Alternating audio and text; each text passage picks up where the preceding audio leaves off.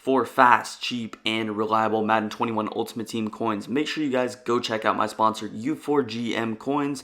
Use code VENM at checkout for 5% off your order. Yo, what's good, guys? VENM Fire here, back with another video, and today I'm bringing you guys one of the most balanced formations in Madden 21.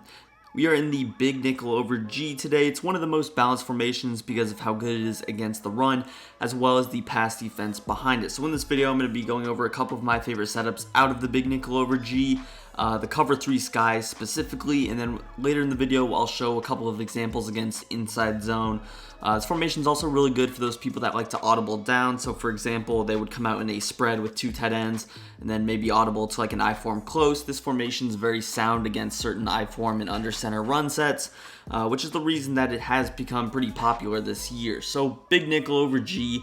It's definitely one of my favorite formations, always, every year, for at least the last 2 years, and that's no different this year. So starting out, what I like to do is go to the slot cornerback package. What that does is it'll give you normal adjustments. If you're not in that, it'll give you some weird adjustments. I like to always be in that slot cornerback package.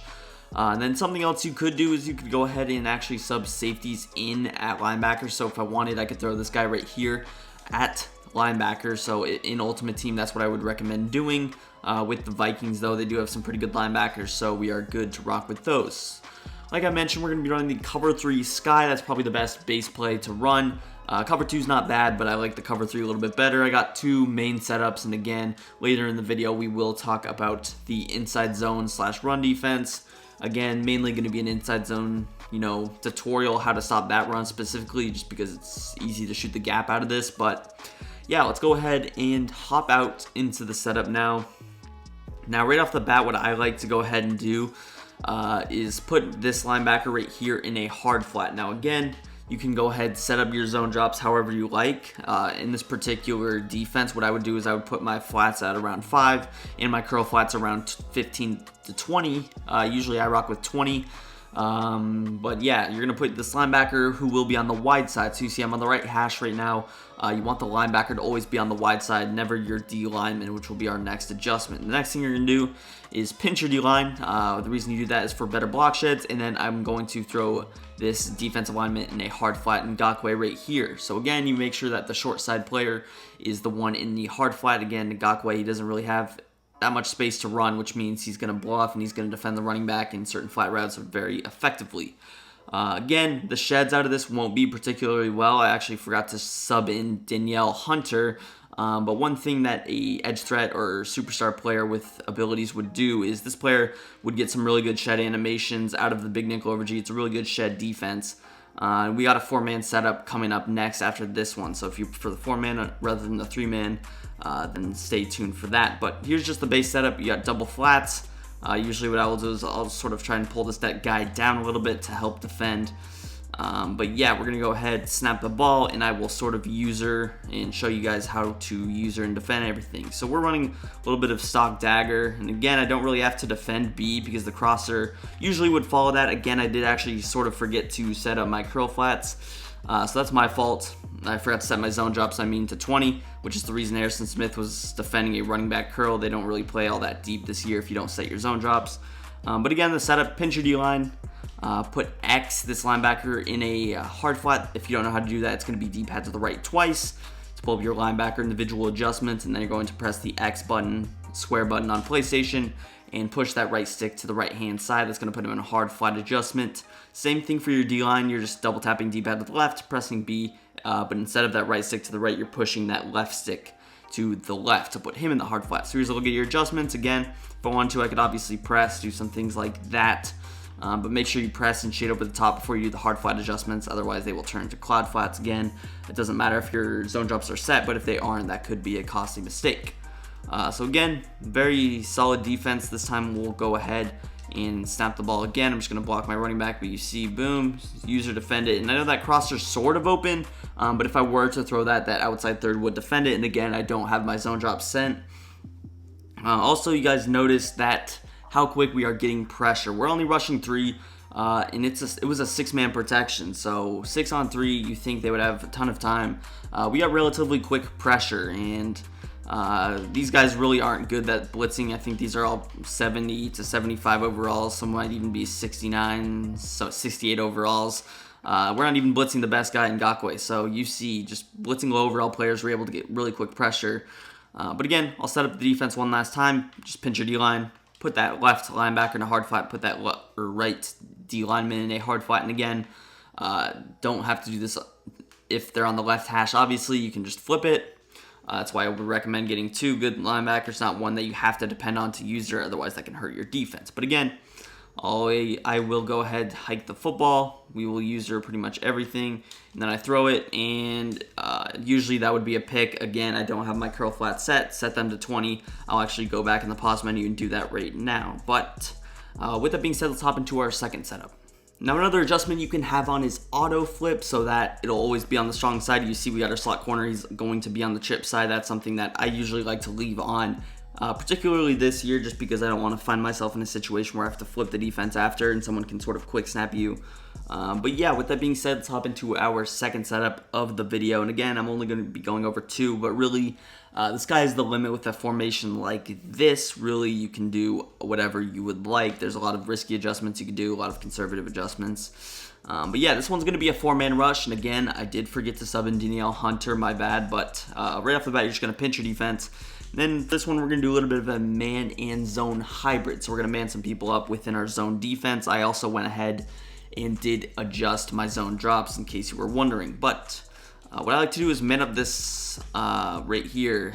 Harris, your free safety, or the safety who's going to be roaming in the middle of the field. In this case, it is our free safety. We're going to man him up on the slot receiver Y, and then we're going to man up hand, or your left linebacker, on this closest receiver. So again, this is a defense that you would particularly run against trips. But again, if they were in a bunch, you would obviously man this player up on the wide, or this player on the wide player, and this player on the slot receiver RB. This one would be X.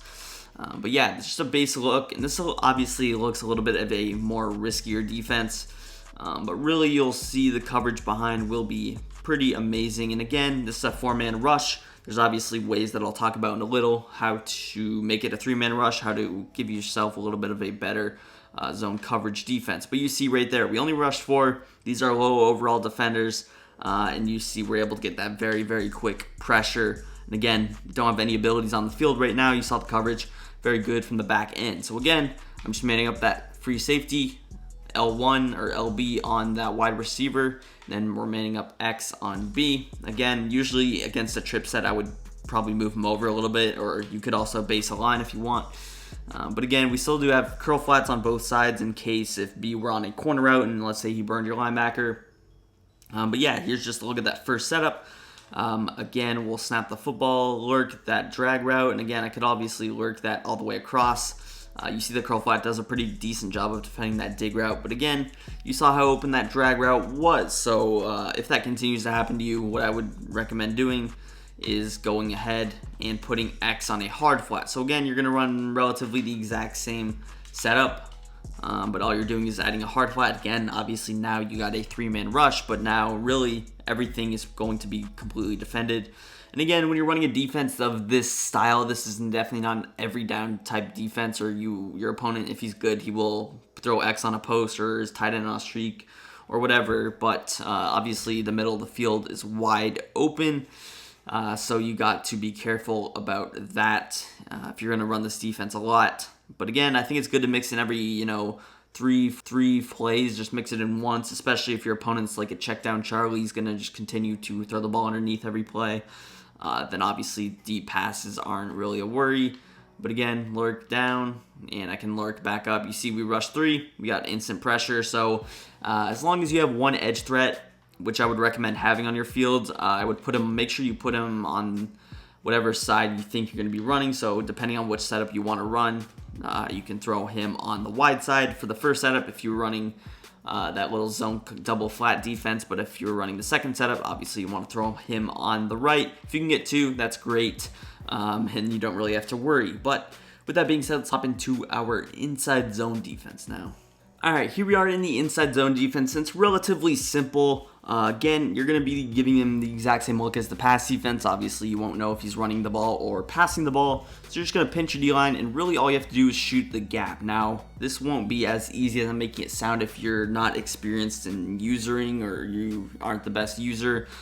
This is something you can go in practice mode and practice. It takes time. It's not really something you can sort of learn in practice mode, I would say, but really just try and defend the run. Again, if certain runs killing you a lot, like a Trey Y flex inside zone, you can obviously lab those certain things or no one trap. But really, the best way to learn how to use her is just getting reps online, knowing where the players will go, knowing where he's going to be running. But as far as this is concerned, I'm just going to run a base inside zone here and show you how I would shoot the gap. So we're going to go boom right there, and we shoot the gap. You saw I even picked wrong right there and was able to make the play. So again, shooting the gap is a lot about deciding where the running back's going to be running. So obviously that time the block sort of developed well on the left, so I definitely should have shot through this gap right here. In times past, the blocks develop well to the right, and you're able to shoot through here. So it really depends. Again, I'll go ahead. Oh shoot, I'm in the complete wrong play. My bad, but again, inside zone, it's not going to be the same every time. That's why it's a very difficult play to defend. You know, every run defense is not guaranteed to work 100% of the time, and that's where user skill. So right there, again, you see I'm able to shoot the gap through the middle, and on that first rep we did, the middle was definitely not close to being that open. So again, it's going to be very different depending on the blocks developing. Maybe you motion someone and the run becomes different. So you really got to pay attention. That's why defending the run is very difficult. So again, I'm able to shoot through there. Really, big nickel over G is just sound. Pretty much any 4-down lineman formation is sound. Nickel normal is my favorite for run D this year. But again, big nickel, a lot of people prefer it because I feel like it's a little bit bot friendly, I guess I would say. You just see a lot of people running it for the stock cover 3 and cover 2. It's probably the most popular stock cover 3 in the game. But again, you see I've just ran it about 4 or 5 times now, and I'm able to shoot that gap every time. This isn't, you know, a 90-speed linebacker Isaiah Simmons I'm using a relatively slow Eric Kendricks right here. And you see sometimes you'll get blocked, and if you notice yourself continuing to get blocked by whatever the inside zone is, something you can do is just base a line, and boom, you got an extra defender right here. Typically, when you base a line, this B receiver will block Gladney right here, which means this player is going to come unblocked, or if he does get blocked, it'll open up a gap. So again, I'll run it, and boom, you see right there. Obviously, I missed it right there, but that's just because Kendricks is so slow. But again, obviously, if you know he's running inside zone, you can just blitz this linebacker. You saw the previous play, he just sort of sat there and did nothing in this hook curl zone. So if you know, you're like, oh, it's first down, he's ran the ball every first down, this is something you can do, and then he's obviously going to shoot free every single time with 5-man getting picked up by all the blockers. So that's pretty much going to do it for the video. If you guys did enjoy, hit that like button, hit that subscribe button for more, and follow me on Twitter. Link will be in the description. Make sure you are subscribed to the channel. We are on the road to 10,000 subscribers, and peace. I'm out of here.